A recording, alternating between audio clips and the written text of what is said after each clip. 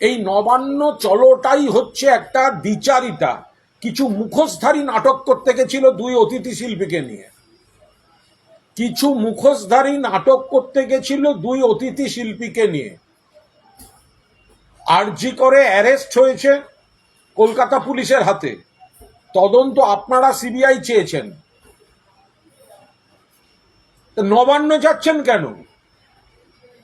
CBI বিচার করিয়েছে, trial করিয়েছে, যাবজ্জীবন করিয়েছে। আমরা বলেছিলাম ফাঁসি চাই, সিবিআই যাবজ্জীবন করিয়েছে। কিছু বলার থাকলে সিজিওতে যান, সেন্ট্রাল গভর্নমেন্টের।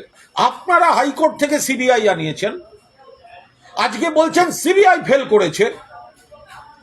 সিবিআই ফেল করেছে বলার পর আপনারা বিজেপির সঙ্গে মিলে নবান্ন যাচ্ছেন, আর বিজেপি আপনাদের অতিথি শিল্পী হিসেবে ব্যবহার করছে। আমরা রাজনৈতিক সৌজন্য দেখাচ্ছি, আমরা আপনাদের যন্ত্রণার শরিক। ফলো করুন সংবাদ প্রতিদিন ডিজিটাল।